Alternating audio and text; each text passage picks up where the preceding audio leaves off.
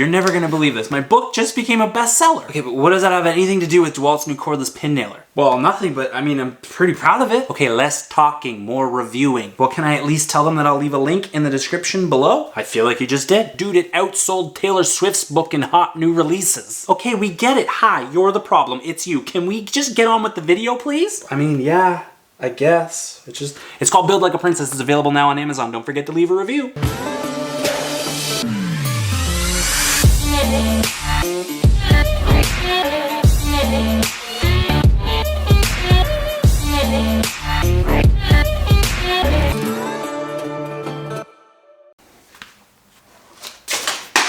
Awesome. What's up everybody, Mark here from Remarkable Woodworks, and in this week's episode we are talking about the beauty that is the brand new 23 gauge pin nailer from Dewalt. Could they have made the best pin nailer on the market? I don't know, but I gotta make this a quick video because something crazy just happened. So a couple weeks ago, I was asked to do a segment for a national TV show, twice. Now the first one was shot here at my house. We redid our son's nursery, and the second one was in the studio. Now for the in-studio portion, I showcased how to build a simple bookshelf like this one, and the host, being the amazing person that she is, plugged my book. Which is another thing, I wrote a children's book. It's inspired by our daughter. She likes to build things, she likes princesses.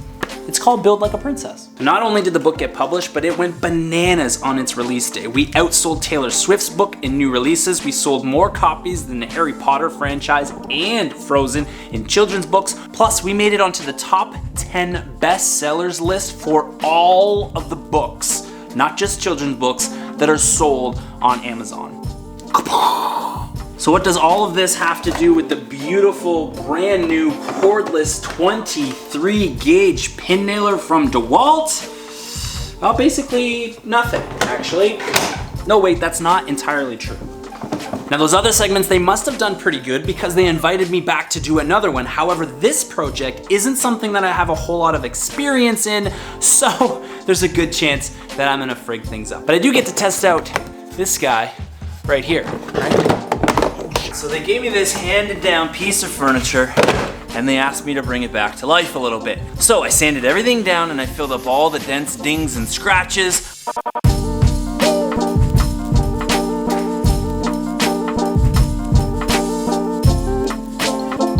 I primed everything and then gave it a quick spray for a new paint job.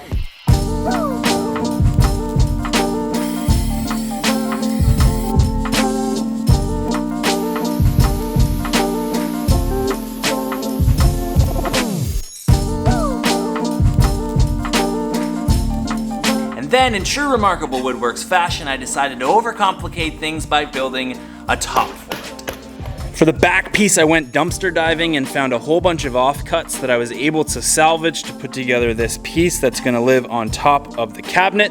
And for this back part right here, I added some strip lights so that I could illuminate this panel.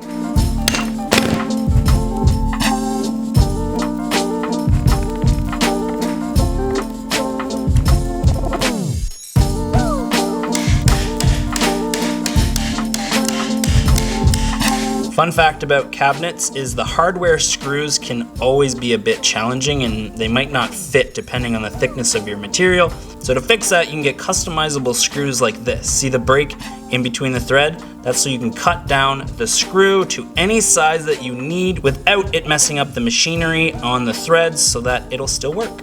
This is the hardware that I'm working with today. And believe it or not, they actually sent me the proper size screw. So I don't even need these today. Actually, I will need that later though.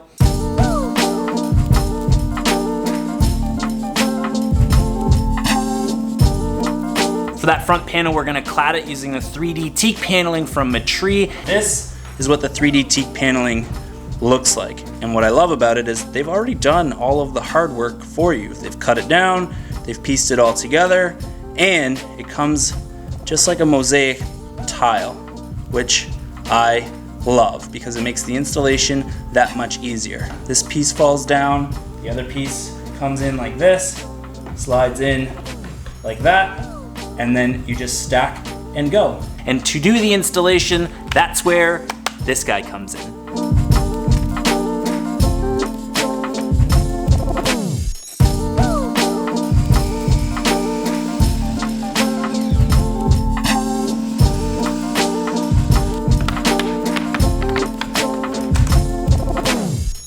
what makes a 23 gauge nailer so special is that it leaves this little tiny microscopic hole, which makes filling things a whole lot easier and usually gives you a much cleaner finish. So it's perfect for cabinets or shoe molds. Since the nail on the 23 gauge is so small, there's not nearly enough strength as, say, a regular 18 gauge nailer, but since the paneling is gonna sit on top of a cabinet, which will be behind a TV, I don't expect anybody to be hanging off of it, so we should be fine. This will give you a good look at the size of the hole that we're dealing with. We've got the 23 and the 18. I don't know. Could it be the best nailer of all time? So typically when you're working with a 23 gauge pin nailer, you're working on material that you can't really afford to go back and fix things with a nail set. So that means your tools have to be very precise and work consistently. So since the teak material is a hard wood, this should be a really good test of it.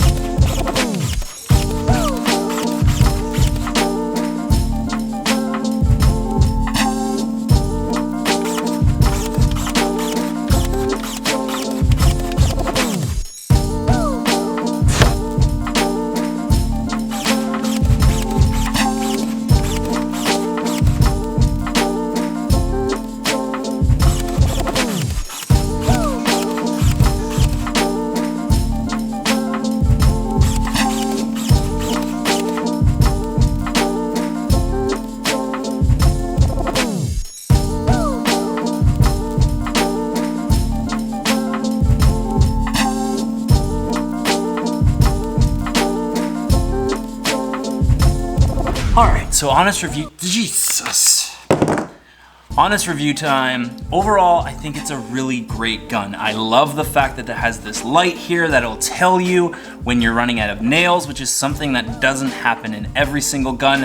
It drives really nice, it leaves a really microscopic hole, and it did amazing in the teak paneling that we were installing today. Listen, teak wood is really hard, and I fired a ton of these nails in. I didn't have a single miss. There wasn't a nail that was proud. So overall, I think it's a great gun. Keep in mind, I've only used it on one project, but so far, my only downside is the price. It comes in around 400 bucks, which can be kind of expensive. But listen, if you can afford it and you're someone that does a lot of cabinetry, or maybe you do a lot of DIY projects and you're sick of the hoses and the noise of the compressor, I 10 out of 10 recommend.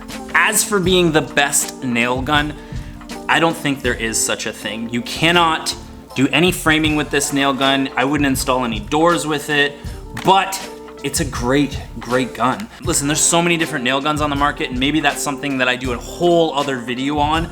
You can let me know in the comments below. So other than that, I think that's gonna do it for this week's episode. So if you like this video, please do all the things that you're supposed to do when that happens. Feel free to follow me over on Instagram. I love you all equally, and I'll see you when I see you.